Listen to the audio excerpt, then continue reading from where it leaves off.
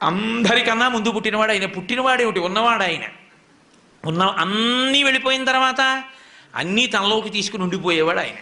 ఇంకా ఆయనకి వయస్సు ఏమిటి? పైకి బాహ్యంలో శంకరుడు తన నింద తాను చేసుకుంటున్నాడు.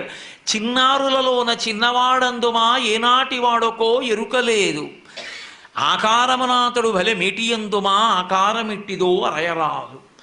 పోనీ అంత ఎత్తుంటారండి, చాలా బాగుంటారండి అందామా? అసలు ఆయన ఆకారం ఏమిటో లోకంలో తెలిసినవాడు లేడు. 63 లీలామూర్తులు, అరూపరూపి లింగస్వరూపం, అంతటా నిండి నిబిడీకృతం అయిపోయినటువంటి వాడు. ఏది ఆయన రూపం?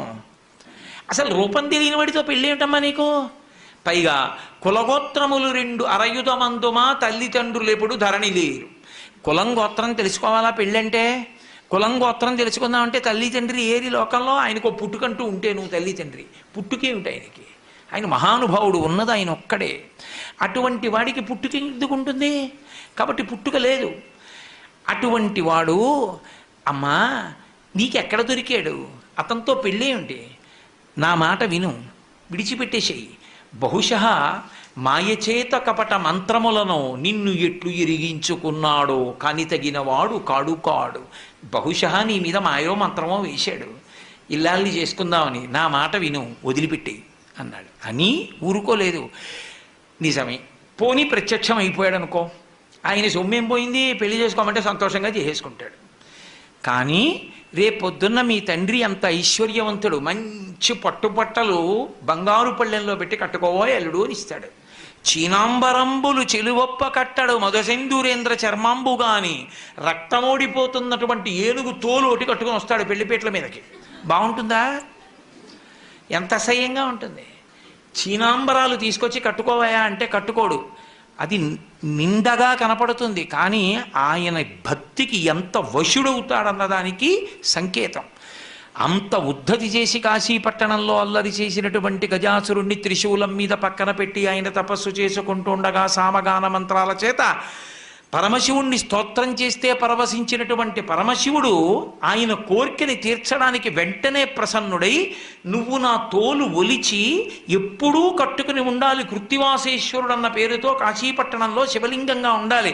ఈ తోలు వాసన రాకూడదు, దుర్గంధం ఉండకూడదు అంటే దుర్గంధం లేని తోలుగా మార్చి నెత్తురోడుతూ అప్పుడే నవనవలాడుతున్న ఏనుగు తోలుగా కట్టుకుంటుంటాడు. బాహ్యం, ఆంతరం ఏనుగు, గజము, జగము. కొంచెం అక్షరాలు అటు ఇటు చేయండి. జగ జాయతే గచ్చతే ఇది జగత్, వచ్చి వెళ్ళిపోయేది మాయ. మాయని నేను లొంగదీయగలను, తోలు తీసి కట్టుకోగలను, మాయని నియంత్రించగలను, వహించగలను, నియంత్రించగలను, నియమించగలనని చెప్పగలిగినటువంటి పరాత్పరుడు ఆయనని చెప్పడానికి గుర్తు ఏనుగు తోలు కట్టుకోవడం తప్ప, నాకున్నన్ని పంచెలు కూడా ఆయనకి లేక ఏనుగు తోలు కట్టుకున్నవాడు కాడు ఆయన. కాబట్టి చీనాంబరంబులు చెలువొప్ప కట్టడు మదసింధూరేంద్ర చర్మంబుగాని, రత్న కంకణములు రమణుడై తొడగడు పనిలోక రాజ కంకణము కాని. అమ్మారే పొద్దున మీ ఇద్దరికీ పెళ్ళయిందనుకో, మీ నాన్నగారు రత్న కంకణాలు పట్టుకొచ్చి వేసుకోవా అంటే వేసుకోడు. శంకరాచార్యులు వారు చెప్పారు, పార్వతీ పరమేశ్వరుడు ఇద్దరూ కూర్చునుంటే పరమశివుడు ఎంత గొప్పవాడో స్తోత్రం చేస్తోంది సరస్వతీదేవి. చేస్తుంటే ఎంతైనా ఇల్లాలు కదూ, బేలతనం. ముగ్ధాముహుర్విధదతి వదనే మురారేహే ప్రేమత్రపా ప్రణిహితాని గతా గతాని అంటారు శంకరులు. ముగ్ధ ఆమెకి సంతోషం భర్త గురించి చెప్తుంటే. మా ఆయన కదా అని ఎవ్వరూ చూడకుండా సభలో ఇలా పమిట కొంగు పక్క నుంచి ఆయన చేయి పట్టుకున్న కాసేపటికి అమ్మవారి కళ్ళల్లోంచి నవరసాలు చెప్పవలసి వచ్చింది శంకరాచార్యుల వారు. శివే శృంగారార్ద్ర అన్న శ్లోకంలో అన్నీ చెప్పచ్చు, కానీ భయం చెప్పడం ఎలా కళ్ళల్లో? ఆదిశక్తి అయిన అమ్మవారు భయపడిందంటే అసహ్యంగా ఉంటుంది. ఎంత చమత్కారం చేశారంటే, శివుడి చెయ్యి ఇలా పట్టుకుంది ఆవిడ పమిట కొంగు చాట్ నుంచి. మా ఆయని అని గొప్ప కొద్దీ ఏదో చల్లగా పాకుతున్నట్టు అనిపించింది. ఇలా చూసింది, ఆయన చేతి మీద పిల్లపాము ఒకటి ఈవిడి చేతి మీదకి ఎక్కుతోంది. అమ్మో అంది. హరాహిభ్యో భీత అన్నారమ్మా, నీ కళ్ళల్లో భయం అప్పుడు కనపడిందంట. కాబట్టి ఆయన ఒంటి నిండా పావులు వేసుకుంటాడు. ఒంటి నిండా పావులు వేసుకోవడం అన్న మాటకు అసలు అర్థం వేరు. ఆయన మృత్యుంజయుడు. లోకంలో అందరూ మృత్యువుకి భయపడతారు. మృత్యువుకి మృత్యువు పరమశివుడు ఒక్కడే. అందుకే వక్షస్థాడనమంతకస్య కఠినాపస్మార సంవర్ధనం బుభృత్పర్యటనం నమచ్చురచిర కోటీర సంఘర్షణం కర్మేదం మృదులస్య తావక పదద్వంద్వస్య గౌరీపతే మచ్చేతో మణిపాదుకా విహరణం శంభో సదాంగీకురు అంటారు శంకరులు శివానంద లహరిలో. అటువంటి పరమశివుడు మృత్యువులకు మృత్యు అని చెప్పడం, కాలమునకు కాలమని చెప్పడం, పాములను మెడలో వేసుకోవడం. అందుకని అమ్మాయిన పావులు వేసుకుంటాడమ్మా. రేపు పొద్దున రత్న కంకణాలు పెట్టుకోమంటే పెట్టుకోడు. చందన గంధంబు జానడై పూయడు మద పంచ బాణ భస్మంబు కాని. రేపు పొద్దున్న మీ నాన్నగారు అంగరాగాలు తెచ్చి, అంగరాగాలంటే ఏదో పౌడర్ డబ్బా తెచ్చి అక్కడ పెట్టి రాసుకోవాయి, సువాసన వస్తుందంటే రాసుకోడు. గబగబా వెళ్ళి ఇంతకు ముందు తన 3వ కంటి మంటతో కాల్చేసిన మన్మధుడి భస్మ తీసి ఒంటికి రాసుకుంటాడు. బాగుంటుందా? ఏమిటమ్మా ఆయనతో పెళ్ళి ఏమిటమ్మా అంటే కోరికలు లేనివాడు. కోరికలు లేనివాడు అన్న మాటకు అర్థం ఏమిటో తెలుసా? కోరిక పుట్టనివాడు కాడు. కోరిక పుట్టడానికి అసలు తనది అన్నది లేకపోతే ఓ కోరిక. తానన్నీ అయిపోయిన వాడికి కోరిక ఏమిటి? నాకు ఒకటి లేదనుకోండి, అది పొందాలని కోరిక. అసలు నాది కానిది, నేను లేనిది ఒకటి లేకుండా పోయిందనుకోండి, నేను పూర్ణుడనైపోతే ఇక నా కోరిక ఎందుకు ఉంటుంది? అది శివతత్వం. కాబట్టి ఆయన రేపు పొద్దున్న ఆ మన్మధుడి భస్మ పూసుకుంటాడమ్మా. పువ్వుల దండడు జానడై తురమడు వెలయింతలేని రే వెలుగు కాని. చక్కగా పూలదండ మెడలో ఉంచుకోవాలి, గొంగళీ పురుగు లేనిదైతే. కానీ ఆ పూలదండ వేసుకోడు. నాకుండలి నామకుటి నాస్రగ్వి నల్పభోగవాన్న హస్తాభరణో నాపి విద్యతే నాప్యనాత్మవాన్ అని రామాయణం బాలకాండ. చేతికి ఆభరణం లేకుండా, మెళ్ళో పూలదండ లేకుండా పురుషుడు ఉండకూడదని. అసలు నిజానికి సంప్రదాయం అది. నాస్రగ్వి దండ లేకుండా పురుషుడు ఉండకూడదు అని. కానీ పరమశివుడికి దండ వేశారనుకోండి, నాకెందుకు ఇవన్నీ అని ₹1 పెట్టి ఖర్చు లేని రాత్రిపూట వెలిగే చంద్రుడిని తెచ్చి పైన పెట్టుకుంటాడు. ఎలా ఉంటుంది ఏమిటి? ఇక్కడ వెలుగుతూ చంద్రవంకి ఇలా ఉంటే ఏం బాగుంటుందమ్మా? ఏమిటి ఆయనతో నీకు పెళ్ళి ఏమిటి? ఇవన్నీ అలా ఉంచు. ఇవన్నీ ఇంట నుండనొల్లడు ఉలుకులలో కాని ఎనయ సింహం ఎక్కడెద్దు కాని చెలువా చెప్ప సిగ్గయ్యేడిది వెర్రి అనగా శివుడే ఎప్పుడు వినవే చెప్పుమా అన్నాడు. నాకు చెప్పడానికి సిగ్గుగా ఉందో విషయం. ప్రపంచంలో వెర్రాడు ఎవరైనా ఉంటే శివుడోడే. నేనలేదు, బ్రహ్మచారి అంటూ ఒక మాట అన్నాడు. ఇంట నుండనొల్లడు ఉలుకులలో కాని. రేపు పొద్దున్న పెళ్ళయిందనుకో, గృహప్రవేశం చేయించాలి అత్తవారింట్లో. ఎక్కడికి తీసుకెడతాడో తెలుసా? శ్మశానానికి తీసుకెడతాడు. అక్కడ మీ కాపరం ఉంటావా? ఏమిటమ్మా ఆయనతో పెళ్ళి? ఆవిడే అడిగింది పార్వతీదేవి, ఏమండి కైలాస పర్వతం మీద ఉంటాం, అఖిలాండ కోటి బ్రహ్మాండ నాయకుడు మీరు, ఎందుకంటే ఆ శ్మశానంలో ఉంటుంటారు? కొంతమంది పని కట్టుకుని అదే పనిగా శివుడు శ్మశానవాసి అని అక్కర్లేని ప్రచారాలు అన్నీ మొదలెడుతున్నారు కదా, ఎందుకంటే ఆ శ్మశానంలో ఉంటారని అడిగింది. అడిగితే ఆనాడు మహాభారతం అనుశాసనిక పర్వంలో చెప్పాడు, పార్వతి నేనేం ఉత్తినే చేతకాని వాడనై ఉండలేదు.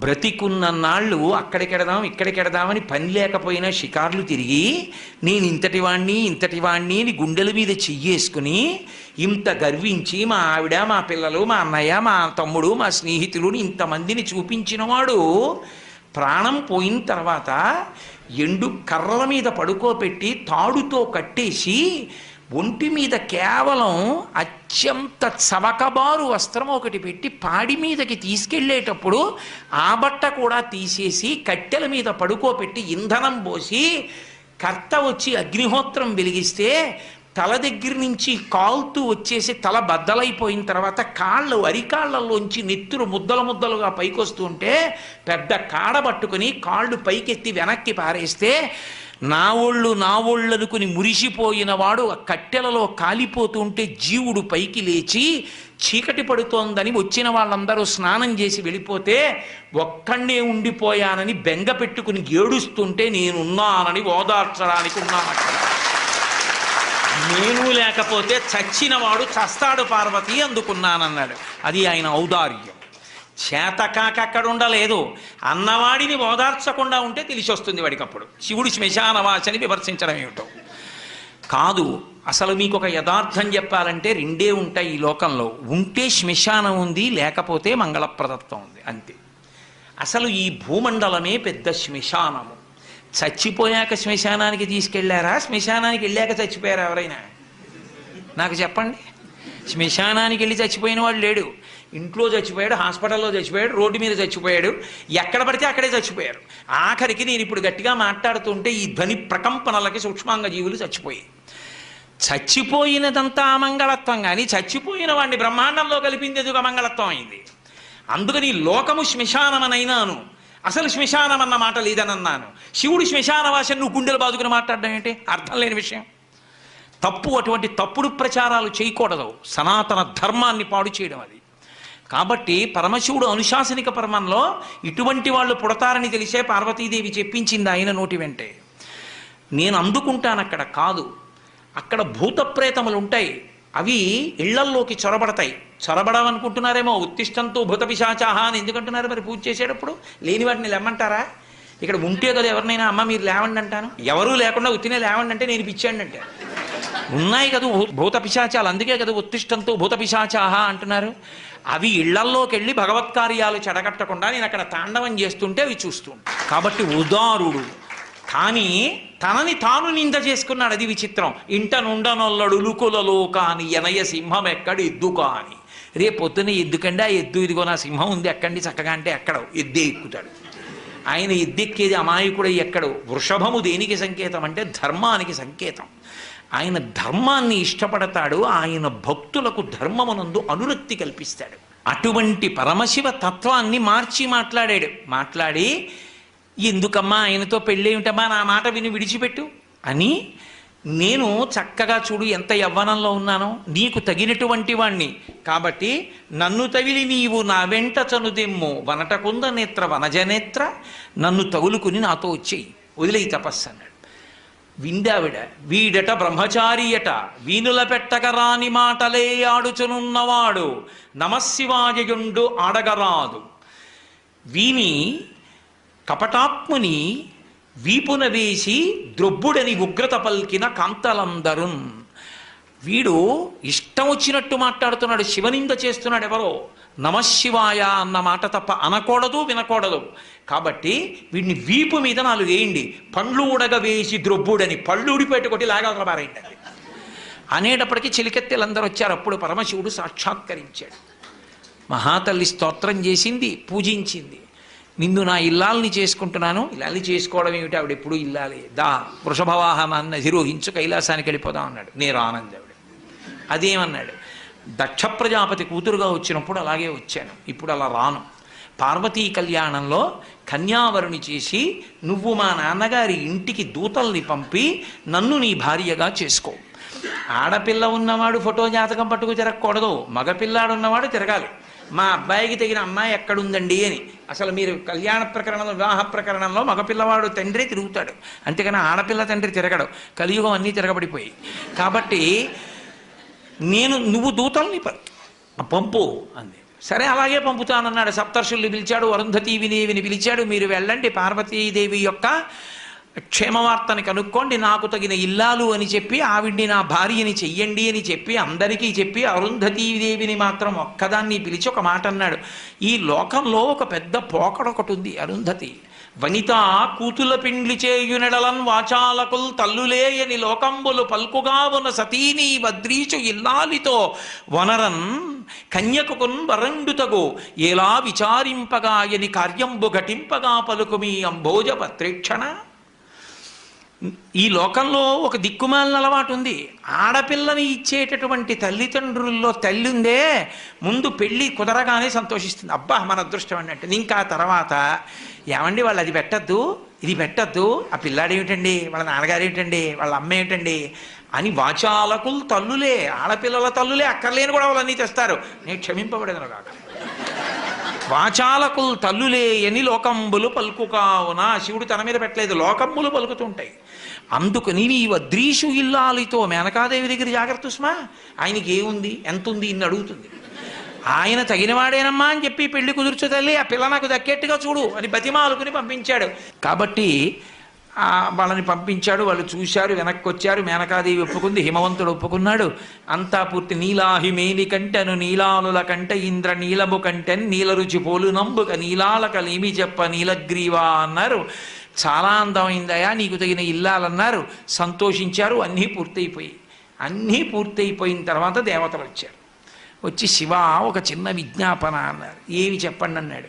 అయ్యా మీరు కానీ పార్వతీదేవిని కళ్యాణం చేసుకుంటే త్రికరణ శుద్ధిగా మేనకా హిమవంతులు కన్యాదానం చేసేస్తే ఇక వాళ్ళకి రూపం ఉండదు, మోక్షం వచ్చి మీలో కలిసిపోతారు. హిమాలయ పర్వత ప్రాంతములు లేకపోతే తపోభూములు ఉండవు, ఎవరూ తపస్సు చేసుకోవడానికి అనువైన భూమి ఉండదు. అందుకని వాళ్ళకి త్రికరణ శుద్ధి లేకుండా కన్యాదానం చేసేటట్టు మీ పెళ్ళి మీరు పాడు చేసుకోండి అన్నారు. లోక కళ్యాణం అంటే, లోకం కోసం ఔదార్యం అంటే పరమశివుడు.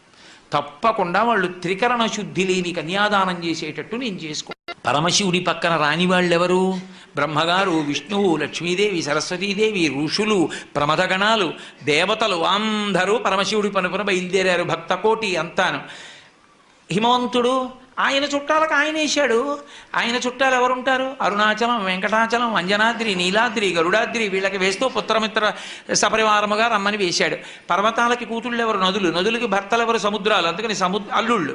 కాబట్టి సముద్రాలు, నదులు, క్రూరమృగాలు, సాధుమృగాలు, పర్వతాలు, పర్వతాల మీద ఉండే చెట్లు, చేమలు, శలయేళ్ళు ఇన్ని బయలుదేరి ఇవన్నీ హిమాలయాలకు వెళ్ళిపోయాయి. పరమశివుడు పనుపున అందరూ హిమాలయాలకు వెళ్ళిపోయారు. వెళ్ళిపోయిన తర్వాత పెళ్లికి తెల్లవారుజామున బయలుదేరింది ఊరేగింపు. ఎక్కడి నుంచి? కైలాస పర్వతం దగ్గర నుంచి వస్తున్నారు. గవాక్షంలో నిలబడింది మేనకాదేవి నారదుడితో కలిసి. ఒక్కొక్కళ్ళు వస్తున్నారు. అబ్బా వెలిగిపోతున్నాడు, ఆయనేనా మా అల్లుడంది. కాదమ్మా, సూర్యుడు దిక్పాలకుల్లో ఒకడు. ఆ వెనక వస్తున్నాడు. ఎవరో బాబాయ్ నల్లగా ఉన్నాడు దున్నపోత మీద, ఆయన ఎవరా? నీ అల్లుడు కాదు, బెంగపెట్టుకోకు, యమధర్మరాజు గారు. ఆ వెనకాతలు అబ్బా చల్లగా ఎంత బాగున్నాడో, ఎవరు? చంద్రుడు, మీ అల్లుడు కాడు. ఈయనెవరోనయో చాలా అందంగా ఉన్నాడు, ఎర్రగా ఉన్నాడు, కాంతులీనుతున్నాడు. బ్రహ్మగారు, మీ అల్లుడి దగ్గర పురోహితుడమ్మా, పెళ్లి చేయడానికి వచ్చే బ్రహ్మగారు ఆయన మీ అల్లుడు కాదు. ఓ అలాగా, ఇతనెవరో నీలమేఘశ్యాముడు, చాలా అందంగా ఉన్నాడు, శాంతాకారం, భుజగచైనం, పద్మనాభం, సురీశం. అమ్మ ఆయనకి మీ అల్లుడికి భేదం చెప్పకూడదు, కానీ ప్రస్తుత మీ అల్లుడు కాడు. ఆయన వెళ్ళిపోయాడు. ప్రదోష వేళ అయిపోయింది, రాడు. వెడుతూనే ఉంది ఊరేగింపు. వస్తున్నారు మగపెళ్లివారు. అలా ఆఖరికి ఒక ఆయన వచ్చాడు. చుట్టూ భూతప్రేత పిశాచాలు ఉన్నాయి, ప్రమదగణాలు ఉన్నాయి, మధ్యలో దిగంబరంగా తాండవం చేస్తూ వస్తున్నాడు. అడగలేదు మేనకాదేవి ఆయన అల్లుడా అని. నారదుడే చెప్పాడు, ఆయనే మీ అల్లుడమ్మా అని మెట్లు దిగి వెళ్ళిపోయాడు. ఇక నేను కల్పించాను అనుకుంటున్నారేమో మీరు. శివమహాపురాణంలోంచి అన్వయం, నేను ఎన్నో గ్రంథాలను కలిపి చెప్తున్నాను. ఇది చెప్పాడు కుమార సంభవం, వీరభద్ర విజయం, ఏంటి పార్వతీ కళ్యాణం, స్కాంద పురాణం, తర్వాత ఇప్పుడు చెప్పేటటువంటిది శివమహాపురాణం. ఇన్నిటిలోంచి కలుపుతున్నాను. అందుకని మీకు ఒక చోట దొరికేది కాదు, ఇన్ని పురాణాల్లోంచి కలిపి విహంగ వీక్షణంగా మాట్లాడుతున్నా పార్వతీ కళ్యాణం గురించి. ఆ నారదుడు గబగబా మెట్లు దిగి వెళ్ళిపోయాడు. ఈవిడ గబగబా మెట్లు దిగి తిన్నగా పార్వతీ దగ్గరికి వెళ్ళింది. నిన్ను చంపినే చచ్చిపోతా, వాడా దొరికాడు నీకు భర్త, తపస్సోట. రేపు పొద్దున్న పెళ్లిపీటల మీదకి వచ్చి కూర్చుంటే కాళ్ళు ఎలా కడగడం, కన్యాదానం ఎలా చేయడం, ఆడల్లుడు ఏమిటే అని పెద్ద గొడవ మొదలెట్టి నానా అల్లరైంది. నారదుడు వచ్చాడు, బ్రహ్మగారు వచ్చారు, విష్ణు వచ్చారు. ఎంత నచ్చ చెప్తే మాత్రం ఆవిడ వింటుంది? ఆవిడ వినలేదు. వినకపోతే అప్పుడు నచ్చ చెప్పారు, ఇంకొక్కసారి చూడు, ఈసారి నచ్చకపోతే చెయ్యొద్దు, అసలు నిజంగా మీ అల్లుడు ఎలా ఉంటాడో నువ్వు చూడు అంటే చూసింది. కోటి సూర్య ప్రతీకాశం సర్వావయవ సుందరం విచిత్రవసనం చాధానాభూషణభూషితం సుప్రసన్నం సులావణ్యం సుహాసంచ మనోహరం గౌరాభం యుతి సంయుక్తం చంద్రరేఖా విభూషితం సూర్యేణ చిత్రితం మూర్ధ్ని చంద్రదండ విరాజితం గంగా చ యమునా చైవా విధత్తు స్మరుచామరే అంటూ పట్టుపుట్టాన్ని కట్టుకుని గంగా యమున ఇద్దరూ కూడా ఒకళ్ళు సూర్యేణ చిత్రితం మూర్ధ్ని, సూర్యుడేమో పైన గొడుగు పట్టుకుంటే, చంద్రుడు పక్కన దండం పట్టుకుంటే, గంగా యమునలు ఇద్దరు వెనకాతల సేవిస్తుంటే మంచి ప్రసన్నంతో, లావణ్యంతో, అద్భుతమైనటువంటి రూపంతో, అందాలకి అందంగా, ఎంత సౌందర్య రాశియో అటువంటి మహామూర్తిగా పరమశివుడు నడిచొస్తున్నాడు. చూసింది, అబ్బా ఈయన మా అల్లుడు, కన్యాదానం చేస్తానంది. అంది. కానీ అలా కనబడితే ఎప్పుడైనా అలా కనపడడమ్మా, ఒక ప్రయోజనానికి కనపడ్డాడు. ఒక ప్రయోజనం రైటే, మళ్ళీ ఆ ప్రయోజనం అంటే త్రికరణ శుద్ధి లోపించింది. హిమవంతుడితో వాదించి నమ్మి శివుడు ఇలా ఉంటాడని చేస్తున్నా ఆవిడికి ఎక్కడో మనసులో బెరుకుండిపోయింది, అలా ఎందుకు కనపడ్డాడని. త్రికరణ శుద్ధిగా కన్యాదానం చెయ్యలేదు. ప్రపంచంలో తన కన్యాదానానికి తను త్రికరణ శుద్ధి లేకుండా చేసి తన పెళ్లి తానే పాడు చేసుకుని, తలవంపులు తెచ్చుకొని, అవమానాలు పడి పెళ్లి చేసుకుని, తన భార్యకిచ్చిన మాట నిలబెట్టుకుని లోకాలకి తపోభూములు నిలిపినటువంటి ఉదారుడు పరమశివుడు ఒక్కడే. అప్పుడు పార్వతీ కళ్యాణం జరిగింది. మళ్ళీ ఆ పార్వతీ కళ్యాణంలో పెద్ద రగడ. ప్రవర చెప్పవలసి వచ్చింది. ప్రవర చెప్పవలసి వస్తే ఈయనకి తండ్రి ఎవరు, తాత ఎవరు, బలానా వాళ్ళ మునిమనవాడు చెప్పాలి, మనవాడు చెప్పాలి, బలానా వాళ్ళ కొడుకు చెప్పాలి. చెప్పాలంటే ఎవరిని అడిగితే ఇంటి బ్రహ్మగారిని అడిగారు. ఏం నీకు తెలుసా? నాకేం తెలుసు, పిల్లాన్ని ఎంచుకున్నది మీరు చెప్పాలన్నాడు. ఎవరిని అడిగితే వాళ్ళు ఏమో మాకన్నా ముందు ఉన్నాడు ఆయన, మాకు తెలియదన్నారు. నారదుడు వీణ వాయించుకుంటున్నాడు. వెళ్ళి కోపం వచ్చి ఆ వీణ పట్టుకున్నారు. బుద్ధుందా ఇప్పుడు కచేరీ ఏమిటో, పక్క పిల్లాడి ప్రవర తెలియక ఏడుస్తుంటే, అసలు ఆ పిల్లాడి ప్రవర నీకేమన్నా తెలుసు? అప్పుడు నారదుడు నవ్వి అన్నాడు, ఆయనకి ప్రవర ఏమిటి, ఆది మధ్యాంతరహితుడు, ఆయనకి ప్రవర ఉండదన్నాడు. ఇప్పుడు ఏదో ప్రవర కల్పించాలి కదా. ఏదో వెనకటికి ఒక విషయం చెప్తుంటారు, పాలేరుని పెట్టుకోవాలని ఒక ఆయన పిలిచి కొన్నాడు, 4 రోజులు పని చేయబోయి పని చూసి పెట్టుకుంటా అన్నాడు. అన్నీ చూశాడు, చాలా బాగా చేస్తున్నాడు. నిన్ను పెట్టుకుంటాను పనిలో, నీ పేరు ఏమిటన్నాడు. పెరుమాళ్ళు అన్నాడు. పెరుమాళ్ళు అన్న పేరుతో నాకొద్దు, ఎప్పుడన్నా నిన్ను తిట్టాల్సి వస్తే లేనిపోని పాపం వస్తుంది. నీకు 100 రూపాయలు ఇస్తాను, మీ ఊరు వెళ్ళి పేరు మార్చుకుని మళ్ళీ రా అన్నాడు. ఓ వారం పోయాక వచ్చాడు. మార్చుకున్నావా? మార్చుకున్నాను. ఏం పెట్టుకున్నావు? పెద్ద పెరుమాళ్ అని. అలా పరమశివుడికి ప్రవర చెప్పమంటే ఏం చెప్తారు? అందుకు నిర్గుణ నిరంజన నిరాఖ్యాత నిరామయ నిర్వికల్ప పంచారుషేయ ప్రవరాన్విత పరమశివ గోత్రస్య పరమశివ శర్మణో నప్త్రే అన్నారు. అని విశ్వేశ్వర శర్మణ పౌత్రాయ సుందర శివ శర్మణ పుత్రాయ అని విశ్వనాథ శర్మణే వరాయ అఖిలాండకోటి బ్రహ్మాండ నాయకాయ తత్వమర్థస్వరూపాయ సకల భక్తార్తి భంజనాయ కైలాసపర నివాసాయ విశ్వేశ్వర శర్మణే వరాయ అని ఆఖరికి ఆయనకి పరమశివుడి పౌత్రుడు. ఆయన పేర్లే మార్చి కొంచెం కొన్ని పేర్లు ముత్తాత చేశారు, కొన్ని పేర్లు తండ్రి చేసి ఆయన్నే పెళ్లి కొడుకుని చేశారు. చేసి అమ్మవారి దగ్గరికి వచ్చేసేపటికి కాశ్యపావత్సార నైధృతత్రయారుషేయ ప్రవరాన్విత కాశ్యపస గోత్రస్య, కాశ్యపస గోత్రంలో పుట్టినటువంటి అమ్మవారు అని చెప్పి ఆ అమ్మవారికి మొట్టమొదట ఎవరి యొక్క మునిమనవరాలు అంటే ఆమె కోలాహల శర్మణో నప్త్రి, కోలాహల పర్వతం అనేటటువంటి దానికి ఆమె మునిమనవరాలు. అలాగే త్రికూటాచల పర్వతం, అలాగే హిమవత్ పర్వతం, హిమవంతుని యొక్క పుత్రి, తత్వమర్థస్వరూపిణి మహాలక్ష్మీ రూపిణీం కన్యాం అని చెప్పి పార్వతీదేవిని కన్యాదానం చేయించి పార్వతీ పరమేశ్వర కళ్యాణాన్ని పూర్తి చేశారు. ఈలోగా శ్రీ మహావిష్ణువు పరిగెత్తుకొచ్చి అయ్యో ఉపద్రవం జరిగిందని, స్వామీ శంకర కంకణోరగపతి సంపూజ్య బృందారక కామధ్వంసక ఎల్లలోకములు మీ కళ్యాణముంచూడస ప్రేమం చనుదించియుండుటను చేసి మహావ్రేగై భరంభోర్వక ఈ ధరణీ చక్రము కృంగే సమతం పొందించి రక్షింపవే అన్నాడు. పర్వతాలు, సముద్రాలు, నదులు ఇన్నొచ్చేసాయి, దేవతాగణాలు వచ్చేసాయి, భూమి కుంగిపోతోంది. మీ కళ్యాణానికి ఇంతమంది రావడంలో అటు బరువు తగ్గింది, ఇటు బరువు ఎక్కువైంది, అయ్యా ఈ భూమిని రక్షించండి అన్నారు. వెంటనే అగస్త్య బ్రహ్మని పిలిచి, మహానుభావ అగస్త్య, నువ్వు ఒక్కడివే అంతటి శక్తివంతుడివి, నువ్వు దక్షిణ దేశానికి వెళ్ళిపోతే ఈ భూమండలం నిలబడుతుందని అగస్త్యుణ్ణి దక్షిణ దేశానికి పంపించారు. అక్కడతో భూమి సమత్వాన్ని పొందింది. పార్వతీ పరమేశ్వరుల యొక్క కళ్యాణం పూర్తయింది.